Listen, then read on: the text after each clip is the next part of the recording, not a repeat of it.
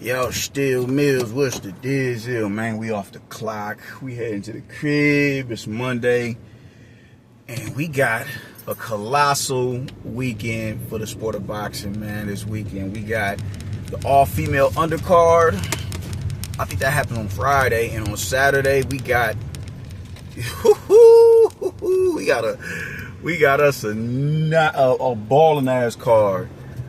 A balling ass card this weekend, man. We got Katayev versus David Morrell. We got Alberto Puello versus Subriel Matias. We got William Zepeda versus Shakur Stevenson. And the fight that I want to talk about in the now is Edward Berlanga versus Hamza. So let's get into that, man. First off, let me say this.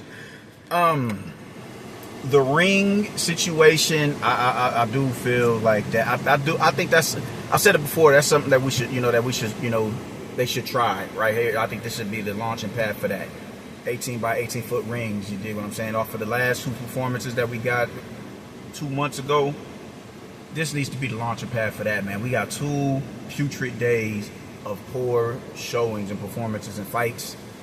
Let's go on ahead and bring this thing into fruition with the 18 by 18 foot rings, man. And from what I've heard, I don't, I can't necessarily source up. It's just a rumor that I've heard. And I may have said it on here, but Berlanga is the one who was, against the 18 by 18 foot ring. A lot of people were saying it was Shakur, but I've just heard otherwise, man. I've heard otherwise. I've heard that. I'm not saying that it's true or not. I'm just saying that's what I've heard. But even let's say that it is true, let's be real, man. Edgar Berlanga, ever since when he stepped up and he wasn't able to get them first round knockouts, he's been going on this tangent about IQ, all IQ. He said he beat Better Biev because his IQ. I go up there and I do this and that, the third IQ this, IQ that. And that is why I'm picking who I'm picking in that fight, which is Hamza. Because I feel like this, man. This dude has went away from what he was marketing as. His fighting identity was supposed to be a fucking wrecking ball. You know what I'm saying? Someone who just goes in there and just outlines everything in chalk. We're not going to the scorecards, you dig? That's not saying that fighters who fight like that don't have skill. Tyson fought like that, but is one of the more skilled fighters the sport has ever seen. Golovkin was another one. Canelo, up until 2021, was doing the same thing. Ben Rodriguez, Naoya Inoue, you dig? These fighters go in for the kill, but there's their game is so much nuance and subtlety in their game that even with them going in as wrecking machines, they're able to still display high levels of skill to go in there and get the job done. Not just, I'm going to just bulldoze you to death. Nah, it's not that. It ain't that at all. But when he realized that he could no longer do that and, go in there and euthanize motherfuckers in the first round, that's when, oh, man, IQ this, IQ. And not to mention, man, I'm looking at, I'm not ever going to forget about you biting Romer Angulo because he was frustrating you. You wasn't able to get to him the way that you wanted to get to him. You wasn't able to have your way with him, so you went in there and you bit him. You bit that nigga. I'm supposed to forget about that? Steve Rose, the same Steve Rose who went in there and got outlined in chalk by Golovkin, bro, you arguably lost to this dude. And Steve Rose is a good counterpuncher. So I'm talking, and I think y'all are eye level or whatever, man. So I'm supposed to believe that now all of a sudden you're gonna regress back to who you was when you was fighting Coceres and what was his name, DeAndre Ware and all these other dudes. I'm supposed to believe that you're gonna regress back into that in front of a dude who's a legitimate threat. Now let's not cap. Hamza did have a piss poor performance against Carlos Adames. He said he did, his hand was broke. All right, cool. That could be the case. It could be the case.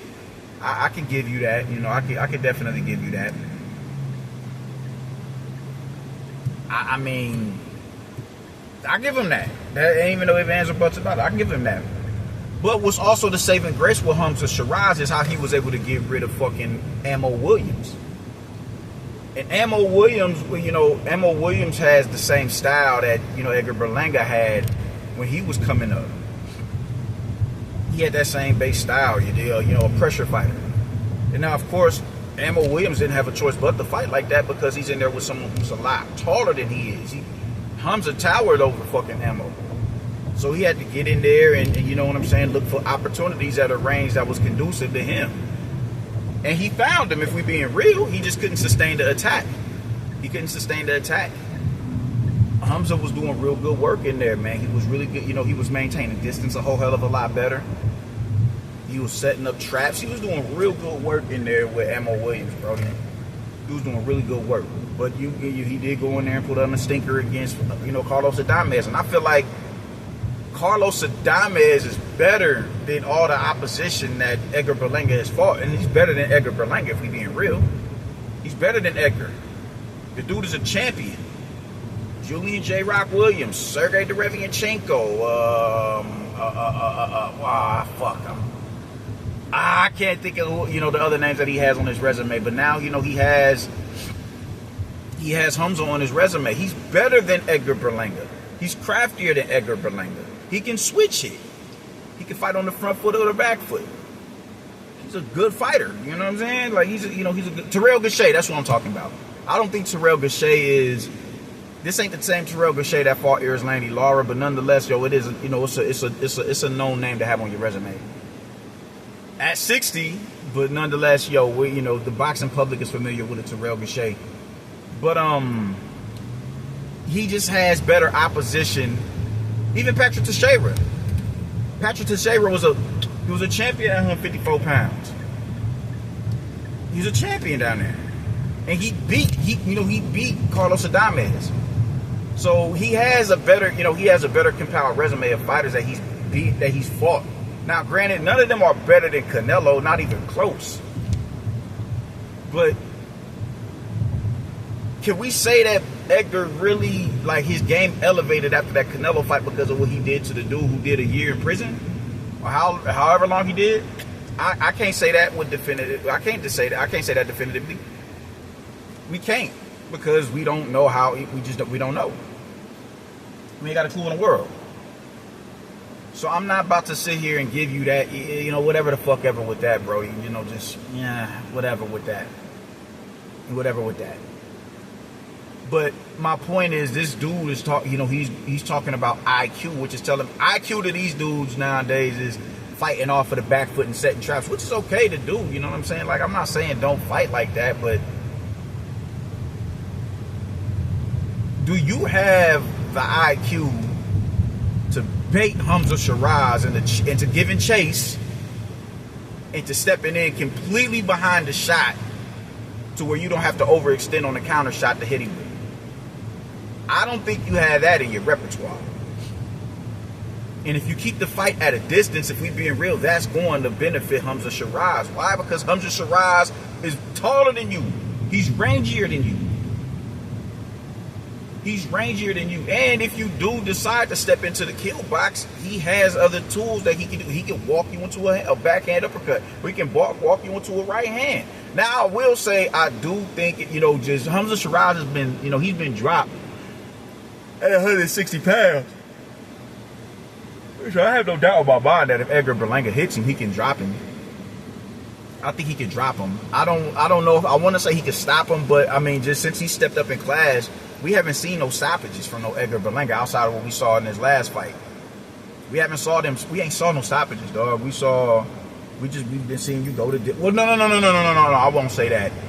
What was the dude's name? Peter McCreary, the Irishman that he fought? He got rid of him as well.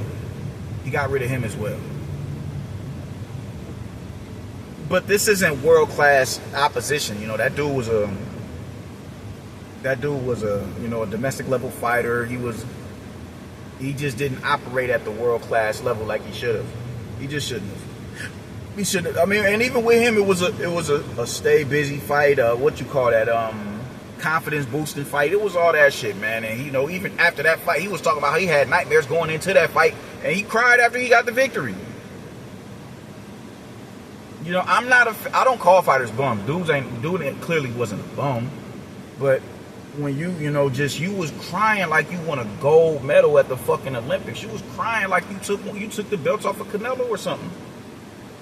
You cried like you really accomplished something. Like you was really overly emotional about that victory, bro. And I get it, man. Fighters, confidence, man. You definitely need your confidence to continue with your career, man. But you don't go in there and get overly emotional over beating McCreary. You don't, nah, bro. That ain't it. That ain't it at all. You went in there and you got to crying with this motherfucker. You dig? Like, nah, homie, nah, that ain't it, man. So I'm going with Hamza in this fight, man. Now, I'm not a fan of Edgar Berlanga, so I'm praying that Hamza already go in here and just violate this dude. But Edward's in the fight. He's definitely in the fight. He's in the fight because none of the fighters that Hamza has been in there with are equivalent to what he saw in front of a Canelo Alvarez. But the thing is, how you fought Canelo had to go on the hunt, and he had no issue hunting you down.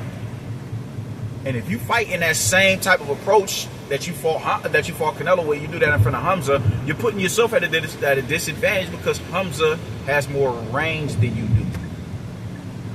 He's going to cover more ground if he decides to step back and walk you into a backhand, and he has more range to cover when he launches out them straight shots. Because he's rangier than you. It's literally as simple as that. So I feel like your best bet is for you to get on the front foot and revert back to what it is, who you was before all this IQ bullshit you got to talking about. You got to revert back to that. You got to revert back to that, man. Like, you doing all the talking and the barking and everything, but, just, it's not, you got to go out and show that and prove that. You feel me? And I don't know if you're willing to do that. I don't know. I don't know. Because, you're from, I don't know for sure, but I did hear that you was the one complaining about the 18 by 18 foot ring. Which means you want to have infinite rope, you want to have infinite ring for you to, navigate. That's just not the business. And if your footwork is on point like that, you should be able to, you should do just fine in an 18 by 18 foot ring. You should. But I think you do have to find ways to mix it up. I think you do have to keep him guessing. I think you do have to learn when to step into your shots and when to set up counter shots and traps to walk him into. But I just don't think you have that in your game. I just don't. I don't. I'm not at that level. You can do that in front of a Peter. You can do that in front of the the Puerto Rican dude that you fought in your last fight. You can do that. You can do that shit in front of them cats, man. Because none of them cats are Hamza. None of them cats are Hamza. So what version of Edward are we gonna get? And I feel like we gonna get the outboxer because you keep talking about IQ. When you fought Canelo, everything you kept saying was Floyd Mayweather IQ. And I'm like, bro, there's intellect in pressure fighting as well. You just didn't have the goods to be, just a grade pressure fighter. That doesn't mean you revert to using, fighting off of your back foot and using lateral movement. Just refine your inside game. Just refine getting your head offline and stepping in off of the slips and planting the hooks and the hooks in the liver, planting the uppercut on the nigga chin strap. Work your upper body movement. Get a little bit faster on your feet. You dig? There's nuances in IQ and pressure fighting. Because even, there's levels to pressure. All right, cool. All right, bet. Well, I'm not going to straight up just step into the pot. You dig? I'm gonna just add mental, apply mental pressure. Use your feints, man. Fence with your jab. Circle his lead hand with your lead hand. Shit like that. There's nuances to being a pressure fighter. There's IQ in that, man. But you talking IQ because you want to do all that, cutesy tap dance and shit from the outside and be Floyd-like. And in front of Hamza, that's going to get your chin checked. Because you just don't, he's rangier than you, bro. He's rangier. So I'm going with Hamza in this fight, man. And I'm just saying Hamza's corner anyway because I just want the destruction of Edward to hurry up and get here. I really do. But, in these situations, I bet with my heart instead of my head. I did the same with Teofimo Lopez and Arnold Barboza, but hey, it is what it is. I don't give a fuck. I'm putting negative energy in the universe with them motherfuckers because I just do not like these dudes. I do not like these dudes. I don't give a fuck. I ain't wishing death on them or nothing like that. But I am wishing, we got to dim your light just a little bit in the eyes, in boxing eyes, you dig? Because y'all just too reckless with y'all mouths. Y'all just way too reckless with y'all mouths and with y'all antics. And you got the nerve to get just, you know, why are you giving yourself a parade in Puerto Rico, bro? Off of an embarrassing loss, a dominant loss, bro. You landing punches in the fight doesn't necessarily mean that you did good in the fight. No, bro, that was a terrible performance. It's just like you got dominated. You got dominated, you got dropped, and you got the nerve to call this dude out for for a rematch. For what? What for?